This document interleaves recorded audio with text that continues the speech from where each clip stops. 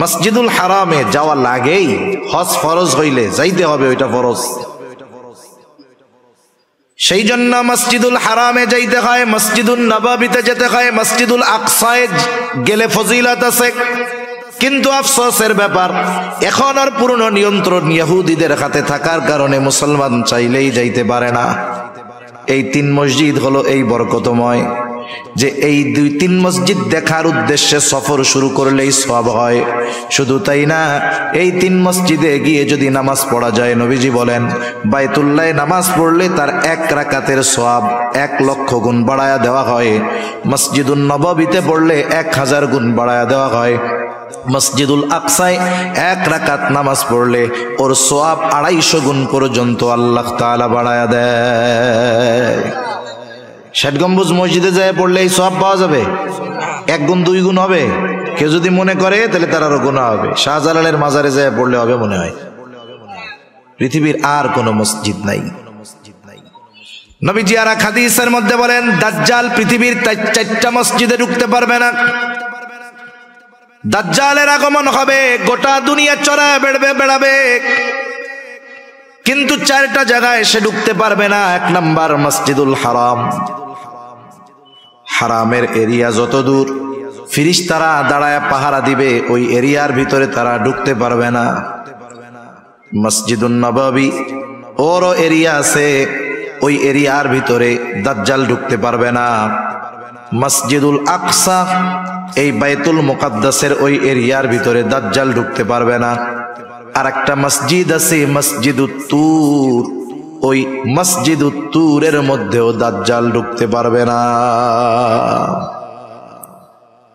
এই মসজিদের অন্যতম আর একটা বৈশিষ্ট্য হলো পৃথিবীর একমাত্র মসজিদ যেই জায়গায় আল্লাহ রাব্বুল আলামিন পৃথিবীর শুরু থেকে নিয়ে একেবারে আমার আপনার নবী পর্যন্ত সব নবীকে আল্লাহ তাআলা একত্রিত করেছেন।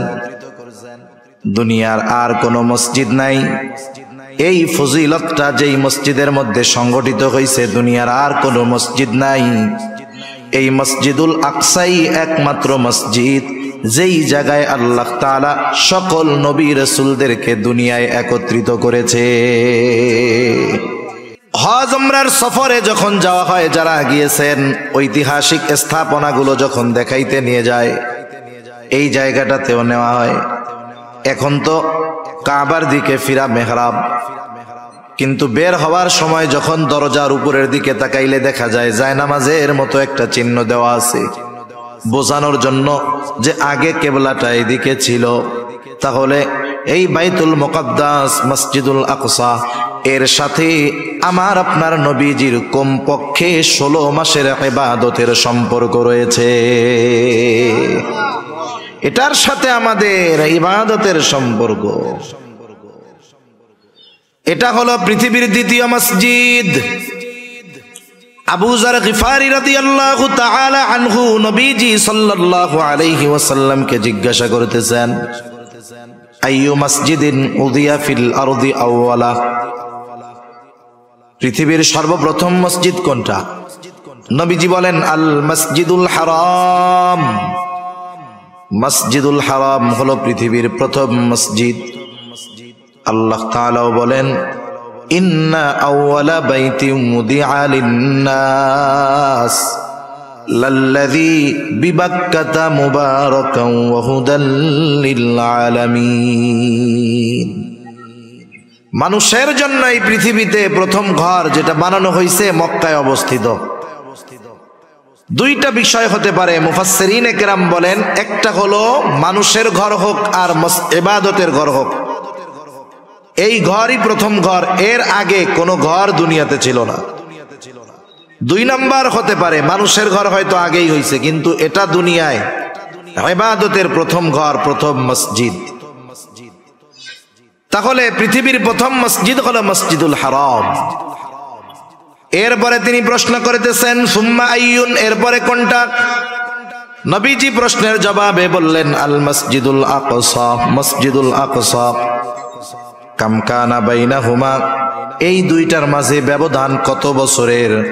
নবীজি বললেন, 40 সানা, এই দুইটার মধ্যে ব্যবধান হলো 40 বছরের। 40 বছরের ব্যবধানে এই দুইটা মসজিদ হইছে। এটা পৃথিবীর দ্বিতীয় মসজিদ। এই মসজিদের অন্যতম ফজিলত কি? পৃথিবীর 3টা মসজিদ ছাড়া পৃথিবীর অন্য কোন মসজিদ বরকত মনে করে সফর করে দেখতে যাওয়ার সুযোগ নাই। সেটা 60 গম্বুজ হোক আর 206 গম্বুজ হোক। আপনাদের বরিশালে একটা মসজিদ আছে, ওইটা হোক, যেটা হয় হোক, ফজিলত মনে করে এই 3 মসজিদ ছাড়া পৃথিবীর অন্য কোন মসজিদে যাওয়ার বৈধতা নাই। অনেক মানুষ এমন হয় 60 গম্বুজ মসজিদে গেছে ফজিলত মনে কইরা, জোহরের নামাজের সময় গিয়ে উপস্থিত হইছে, কিন্তু নামাজ কালাম কিছু পড়ে নাই, বাইরে দিয়া ঘুরছে আর বিড়ি টানছে। নামাজ কালাম শেষ, লোকজন বের হয়ে গেছে। এইবার অজু কইরা যায় 2 রাকাত নামাজ পড়ছে। একজন জিজ্ঞাসা করে, কিসের নামাজ পড়লি? এদিকে এসে পড়লে ফজিলত আছে, এই জন্য পড়ছি। এই ফজিলত মনে করে নামাজ পড়লে সওয়াব হবে না উল্টা গুনাহ হবে? কোন পৃথিবীর কোন মসজিদ সফর করবে বরকত মনে করে এই 3 মসজিদ ছাড়া কোন মসজিদে করার সুযোগ নাই। বরং এই 3 মসজিদে সুযোগ হইলে যাওয়া জরুরি। মসজিদুল হারামে যাওয়া লাগেই, হজ ফরজ হইলে যাইতে হবে, ওইটা ফরজ। সেই জন্য মসজিদুল হারামে যাইতে হয়, মসজিদুল নববীতে যেতে হয়, মসজিদুল আকসায় গেলে ফজিলত আছে। কিন্তু আফসোসের ব্যাপার, এখন আর পুরনো নিয়ন্ত্রণ ইহুদিদের হাতে থাকার কারণে মুসলমান চাইলেই যাইতে পারে না। এই 3 মসজিদ হলো এই বরকতময় যে এই 2-3 মসজিদ দেখার উদ্দেশ্যে সফর শুরু করলেই সওয়াব হয়। শুধু তাই না, এই 3 মসজিদে গিয়ে যদি নামাজ পড়া যায়, নবীজি বলেন বাইতুল্লাহে নামাজ পড়লে তার 1 রাকাতের সওয়াব 1 লক্ষ গুণ বাড়ায়া দেওয়া হয়। মসজিদুন নববীতে পড়লে 1000 গুণ বাড়ায়া দেওয়া হয়। মসজিদুল আকসায় 1 রাকাত নামাজ পড়লে ওর সওয়াব 250 গুণ পর্যন্ত আল্লাহ তাআলা বাড়ায়া দেয়। 60 গম্বুজ মসজিদে যায় পড়লে এই সওয়াব পাওয়া যাবে? 1 গুণ 2 গুণ হবে? কেউ যদি মনে করে তাহলে তার আরো গুনাহ হবে। শাহজালালের মাজারে যায় পড়লে হবে মনে হয়? পৃথিবীর আর কোন মসজিদ নাই। নবীজি আর এক হাদিসের মধ্যে বলেন, দাজ্জাল পৃথিবীর 4টা মসজিদে ঢুকতে পারবে না। দাজ্জালের আগমন হবে, গোটা দুনিয়া চড়ায় বেড়াবে, কিন্তু 4টা জায়গায় সে ঢুকতে পারবে না। 1 নাম্বার মসজিদুল হারাম। হারামের এরিয়া যত দূর, ফেরেশতারা দাঁড়ায় পাহারা দিবে, ওই এরিয়ার ভিতরে তারা ঢুকতে পারবে না। মসজিদুন নববী ওরও এরিয়া আছে, ওই এরিয়ার ভিতরে দাজ্জাল ঢুকতে পারবে না। মসজিদুল আকসা, এই বাইতুল মুকাদ্দাসের ওই এরিয়ার ভিতরে দাজ্জাল ঢুকতে পারবে না। আর একটা মসজিদ আছে মসজিদুত তুর, ওই মসজিদুত তুরের মধ্যেও দাজ্জাল ঢুকতে পারবে না। এই মসজিদের অন্যতম আর একটা বৈশিষ্ট্য হলো পৃথিবীর একমাত্র মসজিদ যেই জায়গায় আল্লাহ রাব্বুল আলামিন পৃথিবীর শুরু থেকে নিয়ে একেবারে আমার আপনার নবী পর্যন্ত সব নবীকে আল্লাহ তাআলা একত্রিত করেছেন। দুনিয়ার আর কোন মসজিদ নাই। এই ফজিলতটা যেই মসজিদের মধ্যে সংগঠিত হয়েছে, দুনিয়ার আর কোন মসজিদ নাই। এই মসজিদুল আকসাই একমাত্র মসজিদ যেই জায়গায় আল্লাহ তাআলা সকল নবী রাসূলদেরকে দুনিয়ায় একত্রিত করেছে। আর কোথাও কোন জায়গায় একত্রে সব নবীর পদচারণা হয় নাই। যদিও এই জেরুজালেমে, এখানে সবচাইতে বেশি নবীদের আগমন ঘটছে, সবচাইতে বেশি নবীদের কবর আছে ওই জায়গায়। বর্তমান দুনিয়ার সবচাইতে পুরাতন শহরের মধ্যে অন্যতম এই জেরুজালেম। এইটা যে কতবার ভাঙছে আর কতবার গড়ছে, অনেকবার। সেজন্য এই মসজিদের সাথে মুসলমানদের হৃদয়ের, ঈমানের, আমলের সম্পর্ক আছে না নাই? আমি আলোচনাটা বেশি লম্বা করি নাই, কারণ আরো কিছু কথা বলবো, তো এই জন্য। এখন নবীজি আসলেন মসজিদুল আকসায়। ওইখানে একটা পাথর ছিল, বাহন বাঁধার পাথর। যেই নবী ওইখানে আসছেন, উনি তার সাওয়ারি ওই জায়গায় বাঁধছেন। ইংলিশ আধুনিক ভাষায় পার্কিং। নবীজি ওনার বাহনকে ওই জায়গায় বাইধা রাখছেন। এবার ওযু করলেন। ওযু কইরা নবীজি 2 রাকাত নামাজ পড়লেন। ইবনে কাসির রাহমাতুল্লাহি আলাইহি এখানে ব্যাখ্যা করেন যে এই জায়গায় 2টা মত পাওয়া যায়। একটা হলো নবীজি মেরাজের সফর শুরু করার আগে সব নবীর উপস্থিতিতে ওই জায়গায় উনি ইমামতি করছেন, এরপরে সফর শুরু করছেন। তিনি বলেন কিন্তু পরবর্তী আলোচনার দৃষ্টিভঙ্গিতে মনে হয় এটা হয় নাই। কিভাবে হইছে? সকল নবীর উপস্থিতিতে নবীজি ইমামতি করেছেন এটা ফেরার সময়। যাওয়ার সময় যদি ইমামতি করতেন তাহলে প্রত্যেক আসমানে যখন উঠছেন জিব্রাইল প্রত্যেক নবীর সাথে পরিচয় করায়া দিছে, তাহলে পরিচয় তো আগেই হয়ে গেছে, নতুন করে করায়া দেওয়ার দরকার কি ছিল? কথা বুঝেন নাই?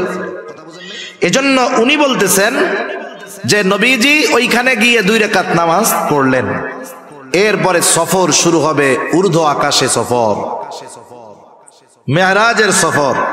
মেরাজ অর্থ সিঁড়ি। এখানে বিশেষ সিঁড়ির মাধ্যমে আল্লাহ তাআলা আমার আপনার নবীজিকে জিবরাইল আলাইহিস সালামের সাথে সফর শুরু করাইছেন।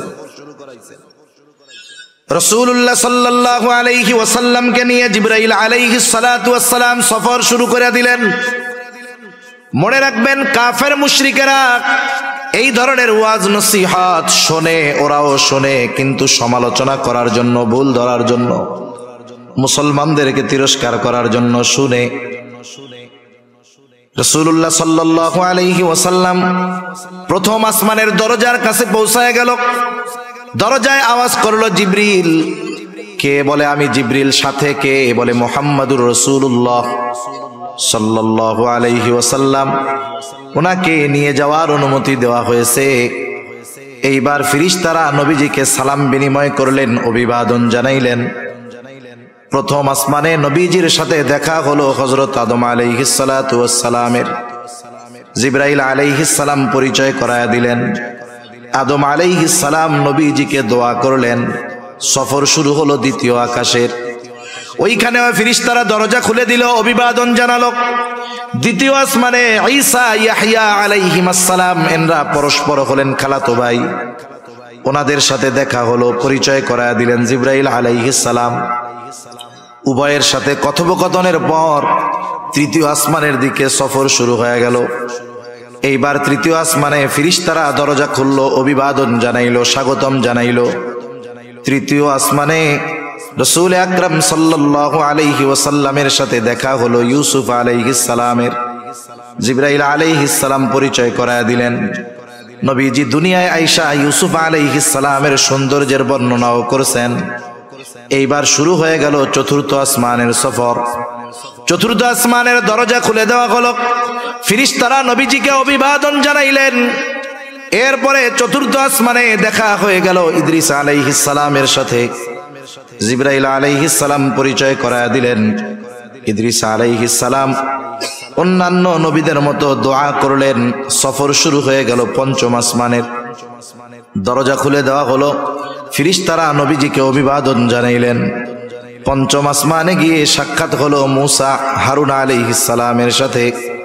হারুন আলাইহিস সালাতু ওয়াস সালাম তার সাথে পরিচয় হলো, দোয়া কইরা দিলেন। এইবার সফর শুরু হয়ে গেল ষষ্ঠ আকাশের। আকাশের দরজা খোলা হলো। ষষ্ঠ আকাশে মুসা আলাইহিস সালামের সাথে দেখা হলো। জিবরাইল আলাইহিস সালাতু ওয়াস সালাম পরিচয় করায়া দিলেন। এইবার সপ্ত আকাশের দিকে নবীজিকে নিয়ে জিবরাইল আলাইহিস সালাম রওনা হয়ে গেলেন। সপ্ত আকাশের দরজা খুলে দেওয়া হলো, ফেরেশতারা অভিবাদন জানাইলো। সপ্ত আসমানেই আছে বাইতুল মামুর, একেবারে আমাদের দুনিয়ার বাইতুল্লাহ যেই জায়গায়, ওই বরাবর সোজা সপ্ত আকাশের উপরে একটা মসজিদ আছে। ওই মসজিদের নাম হলো বাইতুল মামুর। ওইখানে ইব্রাহিম আলাইহিস সালাম দেয়ালের সাথে হেলান দিয়া বসে আছেন। ওইখানে ইব্রাহিম আলাইহিস সালামের সাথে রাসূলুল্লাহ সাল্লাল্লাহু আলাইহি ওয়াসাল্লামকে জিবরাইল আলাইহিস সালাম পরিচয় করায় দিলেন। পরিচয় হলো বাইতুল মামুর হলো, ওইখানে দৈনিক ৭০,০০০ ফেরেশতা একবার কইরা তাওয়াফ করার সুযোগ পায়। করছে সাহাবায়ে কেরাম। ফেরেশতার সংখ্যা কত? নবীজি তখন বলছে, শোনো, এই সপ্ত আকাশের উপরে একটা মসজিদ আছে, একেবারে আমাদের এই বাইতুল্লাহর সোজা উপরে। ওইখানের মসজিদটার মধ্যে ফিরিস্তারা তাওয়াফ করার জন্য ঢুকে। এইখানে যেমন তাওয়াফ হয় ওইখানেও তাওয়াফ হয়। ফিরিস্তার সংখ্যা কত? বলে যেই 70,000 ফিরিস্তা একবার তাওয়াফ করে বের হয়, কিয়ামত পর্যন্ত ওরা আর ওই জায়গায় ঢোকার সুযোগ পাবে না। ফিরিস্তা কত বেশি! দুনিয়ায় তো টাকা পয়সা হইলে আপনি মাসে মাসে নাই, সপ্তাহে সপ্তাহে ওমরায় যেতে পারবেন, টাকা পয়সা থাকলে প্রতি বছর হজে যাইতে পারবেন। কিন্তু বাইতুল মামুরে যেই ফিরিস্তা একবার তাওয়াফ কইরা বেরোইছে, তার পুনরায় কিয়ামতের আগে ওইখানে প্রবেশ করার কোনো সুযোগ থাকবে না। এরপরে সফর শুরু হয়ে গেল। জিবরাইল আলাইহিস সালাতু ওয়াস সালামের সাথে চলতেছে সফর। পৌঁছায় গেলেন সিদরাতুল মুনতাহায়, একেবারে সীমান্তের বড়ই গাছের কাছে। তার মানে এরপরে আর কারো যাওয়ার অনুমতি নাই। জিবরাইল আলাইহিস সালাতু ওয়াস সালাম বলতেছে, ইয়া রাসূলুল্লাহ, এই পর্যন্ত আমার সফর শেষ। ওই জায়গায় জিবরাইল আলাইহিস সালাতু ওয়াস সালামকে তার মূল চেহারায় নবীজি দ্বিতীয়বার দেখছে। প্রথমবার দেখছে দুনিয়ায়, দ্বিতীয়বার দেখা সেরকম ভয় পায় নাই। আগে যদি না দেখতো, প্রথমবার যদি দেখতো ভয় পাওয়া যাইত। নবীজি বলেন তার 600 ডানা আছে। কয়শো ডানা? 600 ডানা। বলতেছি, ইয়া রাসূলুল্লাহ, এই যে আমার সফর শেষ, আমি আর আপনার সাথে যাইতে পারবো না। ওইখান থেকে বিশেষ ব্যবস্থাপনায় আল্লাহ তাআলা আমার আপনার নবীজিকে নিয়ে গেছেন একেবারে ওনার কাছে। কত কাছে? বলে ফাকানা কাবা কাউসাইনি আও আদনা, এক ধনুক পরিমাণ দূরত্ব অথবা তার চাইতে আরো কম। এত নিকটে আমার আপনার নবীজিকে আল্লাহ তাআলা নিয়ে গেছেন। সুবহানাল্লাহ বলেন। এখন কথোপকথন হইছে, নবীজি ওইখানে গিয়েও উম্মতের কথা বলেন নাই। সর্বশেষ আল্লাহ তাআলার পক্ষ থেকে নবীজিকে 50 ওয়াক্ত নামাজ হাদিয়া দেওয়া হয়েছে উম্মতের জন্য। কয় ওয়াক্ত? 50 ওয়াক্ত। মনে রাখবেন, এই মেরাজ থেকে তথা এই নামাজের হুকুম, নামাজ আল্লাহ তাআলার হাদিয়া। আল্লাহ তাআলা আমার আপনার নবীকে আরশে আজিমে নিয়ে আমাদের জন্য এই নামাজকে হাদিয়া দিছে। সুবহানাল্লাহ বলেন। এজন্য নামাজ হলো এমন একটা ইবাদত, যখন বান্দা নামাজের মধ্যে যায় তখন স্বয়ং আল্লাহ তাআলার সাথে কথোপকথনে লিপ্ত হয়। কিন্তু আফসোসের ব্যাপার, আমরা মেরাজের ঘটনা গল্প শুনতে খুব ভালো লাগে। ইমাম সাহেবরা কয়দিন পরে অস্থির হয়ে যাবে, বাড়ির থেকে মহিলারা শুধু পোলা বান্ডে পাঠাবে, হুজুর মেরাজের রোজা কবে? মেরাজের রোজা কয়টা রাখতে হয়? হুজুর হুজুর ওই মেরাজের নামাজ জানি কোন কোন সূরা দিয়ে পড়তে হয় হুজুর। অথচ মেরাজ যে কয় তারিখে হইছে এর নির্দিষ্ট একটা হাদিস কেউ দেখাতে পারবে না। মূল বিষয়টা হলো মেরাজ থেকে নবীজি কি শিক্ষা নিয়ে আসলেন সেটাকে ধারণ করার দরকার ছিল। আমরা মূলত ওইটার দ্বারের কাছেও নাই। নবীজি আল্লাহ তাআলার হাদিয়া নিয়ে রওনা হলেন। এইবার মুসা আলাইহিস সালাতু ওয়াস সালামের সাথে যাওয়ার সময় সাক্ষাৎ। মুসা আলাইহিস সালাম বলেন, আল্লাহর কাছে গেলেন, কি দিছে আপনার উম্মতের জন্য? বলে 50 ওয়াক্ত নামাজ। বলে আপনি আল্লাহর কাছে গিয়ে দরখাস্ত করেন, আপনার উম্মত এটা পালন করতে পারবে না, আপনি যান। নবীজি গিয়া বললেন, আল্লাহ আমার উম্মতের জন্য কষ্টসাধ্য হয়ে যাবে। বলে দিল 10 কমায়া আল্লাহ। আল্লাহ তাআলা 10 রাকাত কমায়া দিলেন, থাকলো 40। আবার আসছে, কি হইছে? কয় 40 ওয়াক্ত। বলে আবার যান। আল্লাহ তাআলার কাছে নবীজি আবার ফরিয়াদ করলেন, কমায়া দেওয়া হলো আরো 10, 30। এইবার কয় কত? কয় 30। বলে আবার যান, পারবে না। নবীজি আবার গেলেন, এইবার কইমা হইল 20। বলে আবার যান, এইবার হইল 10। বলে শুনেন, পারবে না, আপনি আবার যান। এইবার আল্লাহ তাআলা আরো 5 কমায়া দিলেন, বাকি আছে 5। এই 5 নিয়ে ফিরে আসার সময় আবার মুসা আলাইহিস সালামের সাথে দেখা। বলে কি খবর? বলে 5 ওয়াক্ত নামাজ। বলে আপনার আগে আমি আমার উম্মতদেরকে পরিচালনা করেছি, আপনার উম্মত এইটাও পারবে না। নবীজি বলেন, আমার যাইতে লজ্জা লাগে। কতজন মনে মনে কবে যে কেন যে নবীজি আবার গেল না? তাহলে খালি জুম্মার নামাজটা থাকলে আর কিছু লাগতো না, কি কোন? ওই পাবলিকও আছে, আফসোস করেন না যে কেন নবী গেল না। গেলে হয়তো এবার আল্লাহ তাআলা কইতো যে 1 রাকাত 1 ওয়াক্ত সারাদিনে, আর নাইলে খালি জুম্মা যান। কি মজাটা হইতো। এই ওই জুম্মাটা যদি হইতো দেখতেন, ওইটাও যে পরিমাণ লোক হয় ওইটা তখন আর হইতো না। এটা সত্য কথা। আল্লাহু আকবার। আল্লাহ তাআলা জানায়া দিলেন পয়গম্বর, ওয়াক্ত 5টা ঠিক আছে, কিন্তু আমি আল্লাহ তো দিয়েছিলাম 50। এই জন্য আপনার উম্মত 5 ওয়াক্ত নামাজ পড়বে। যে পড়বে তার এই নামাজের সওয়াব কমপক্ষে 10 গুণ বাড়ায়া 50 ওয়াক্তের সওয়াব দেওয়া হবে। ইবনে কাসির রাহমাতুল্লাহি আলাইহি বলেন, নবীজি যখন ফিরতেছেন, বলেন তো মেহমান আসছে আপনার বাড়িতে, মেহমান আসলে, মেহমান যখন চইলা যায়, সুন্নাত হইল মেহমানরা একটু কি কইরা দেওয়া, আগায়া দেওয়া। ইবনে কাসির রাহমাতুল্লাহি আলাইহি বলেন, যখন সব নবীরা নবীজিকে আগায়া দিতে আসছে, ওই সময় সবাই বাইতুল মুকাদ্দাসে একত্রিত হইছে। আল্লাহ তাআলা ওই সময় সবাইকে একত্রিত করছেন। নবীজি আবার 2 রাকাত নামাজ পড়বেন, সবাই দাঁড়ায় আছে। নামাজ পড়াবে কে? জিবরাইল আলাইহিস সালাম নবীজিকে সামনে ঠেলা দিয়া বলল, আপনি আজকে ইমামতি করবেন। সুবহানাল্লাহ। নবীদের ইমাম, ইমামুল আম্বিয়া আমরা বলি, নবীদের নবী বলি। এর দ্বারা আল্লাহ তাআলা আমার আপনার নবীজির শ্রেষ্ঠত্বকে প্রত্যেকটা নবীর উপরে প্রতিষ্ঠিত করেছেন। সুবহানাল্লাহ বলেন। আল্লাহ তাআলাও তো বলছেন যে রূহের জগতে সব নবীদের থেকে আমার আপনার নবীজির নবুয়াতির স্বীকৃতি আল্লাহ তাআলা সব নবীদের থেকে নিয়েছেন। এইবার নবীজি সফর শেষ করে আসছেন। পরের দিন সকালবেলায় উপস্থিত সাহাবায়ে কেরামের কাছে মেরাজের ঘটনা বর্ণনা করতেছেন। মেরাজ হইছে সশরীরে, কোনো সন্দেহ নাই। ব্যাখ্যা বিশ্লেষণ করা যাইত, কিন্তু সময় সুযোগ কোনোটাই নাই। এইবার নবীজি যখন মেরাজের ঘটনা বলতেছে যে আমাকে রাতের বেলায় মসজিদুল হারাম থেকে মসজিদে আকসায় নেওয়া হইল, ওইখান থেকে সপ্ত আকাশ পাড়ি দিয়ে নামাজ গাদিয়া দিয়ে পাঠানো হইছে। এইবার আবু জেহেল কাফের উতবা সাহেবা শুইনা কয়, পাইছি, আগের যা হোক মানুষ বিশ্বাস করছে, এটা কেউ করবে না। খুঁজতেছে, আবু বকর তো নাই দেখা যায়। হ্যাঁ, তাইলে এই খবর আগে আবু বকরের কাছে গিয়া বলি যে আবু বকর কারে বিশ্বাস করো, উনি তো এরকম এরকম কথা বলছে।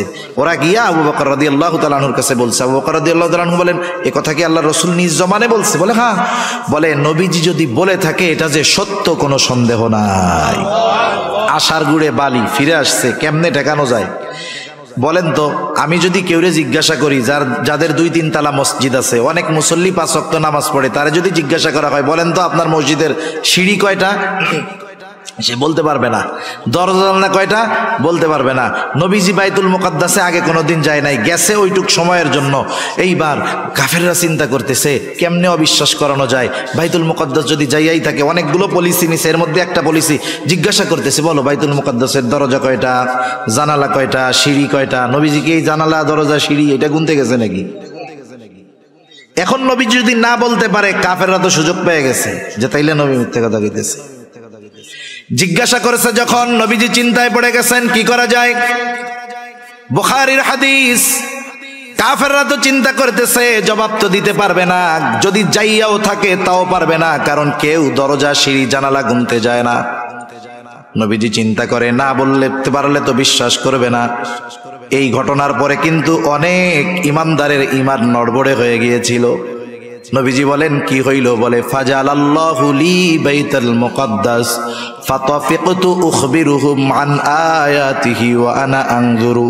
যখন আমি চিন্তা করতেছি কি হবে, আল্লাহ তাআলা গোটা বাইতুল মুকাদ্দাস আমার সামনে এনে উপস্থিত করলেন, আর আমি প্রত্যেকটা বিষয় গুনে গুনে কাফেরদের প্রত্যেকটা প্রশ্নের জবাব আমি দিয়ে দিলাম।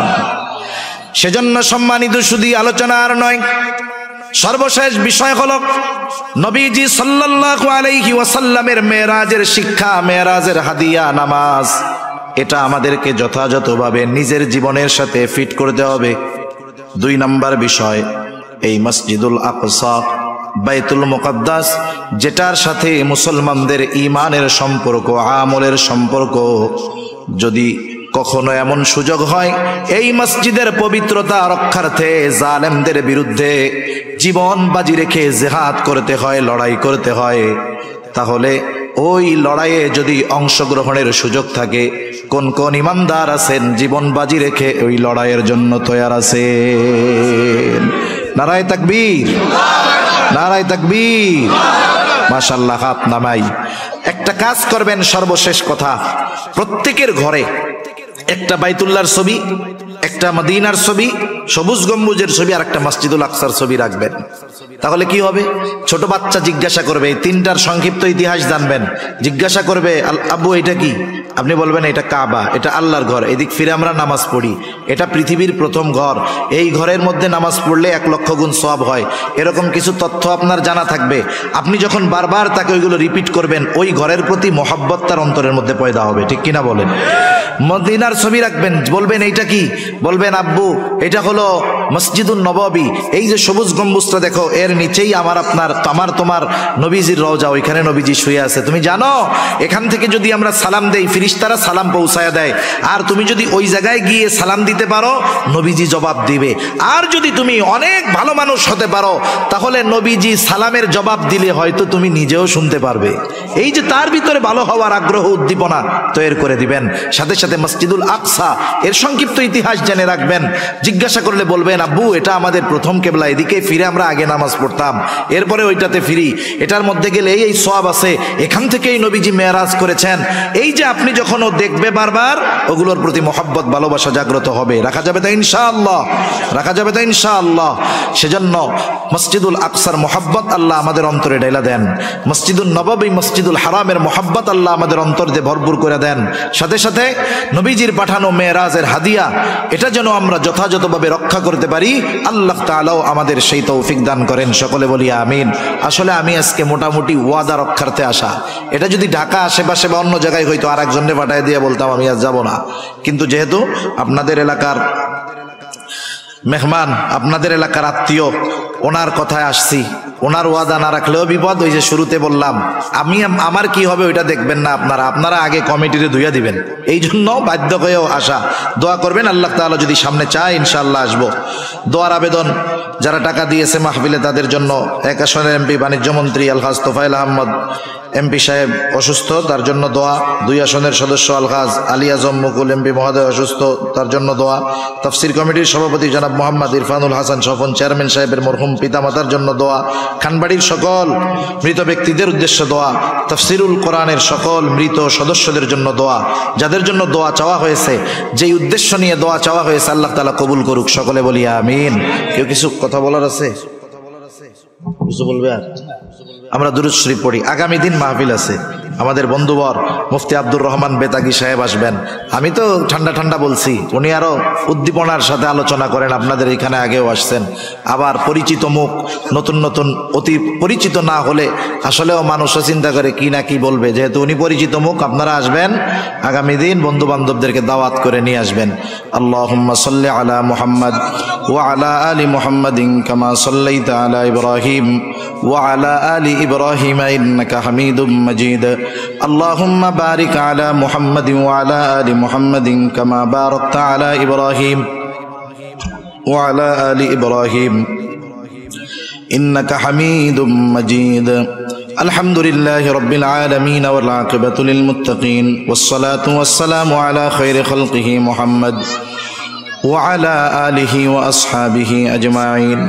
ওয়া রব্বুল আলামিন, আজকের এই মাহফিল আপনি কবুল আর মঞ্জুর করে নেন। বিগত দিনের মাহফিলগুলো কবুল করে নেন। আল্লাহ আরো একদিন বাকি আছে, সুন্দরভাবে সমাপন করার তৌফিক আল্লাহ আপনি দিয়ে দেন। ইয়া রাব্বুল আলামিন, অনেকে দোয়া চেয়েছে, খাস করে আল্লাহ এই কাগজের মধ্যে লেখা অনেকের জন্য দোয়া চাওয়া হয়েছে। বিশেষ করে তোফায়েল আহমদ সাহেব, আয় আল্লাহ আলী আজম মুকুল সাহেব অসুস্থ আছে, ওনাদের সুস্থতার জন্য দোয়া চাওয়া হয়েছে। ইয়া রাব্বুল আলামিন, তাফসীর কমিটির সভাপতি সাহেবের জন্য দোয়া চাওয়া হয়েছে। আয় আল্লাহ, নাম বলা হোক আর না বলা হোক, আপনি তো প্রত্যেকের মনের উদ্দেশ্য জানেন। প্রত্যেকের মনের নেক চাওয়া, নেক আশাগুলো আল্লাহ আপনি কবুল করে নেন। খাস করে মাহফিল কামিয়াবির জন্য যে যেভাবে সহযোগিতা করে, কবুল আর মঞ্জুর করে নেন। আয় আল্লাহ, প্রত্যেকের মনের নেক চাওয়া, নেক আশাগুলো কবুল করে নেন। কিয়ামত পর্যন্ত এই মাহফিল জারি রাখার জিম্মাদারি আল্লাহ আপনি নিয়ে নেন। আয় আল্লাহ, মাহফিলকে এলাকার হেদায়েতের জরিয়া বানায় দেন। আয় আল্লাহ, খাস করে মাওলা আমাদের মধ্যে যারা অসুস্থ, সুস্থতা দান করেন। আমাদের আত্মীয় স্বজন যারা অসুস্থ সুস্থতা দান করেন। আয় আল্লাহ, যারা দুনিয়া ছেড়ে চলে গেছে তাদের মাফ করেন, কবরগুলো জান্নাতের টুকরো বানায় দেন। আশেপাশে যত কবরস্থান আছে আল্লাহ, কবরবাসীর কবরগুলোকে জান্নাতের টুকরো বানায় দেন ইয়া রব্বাল আলামিন।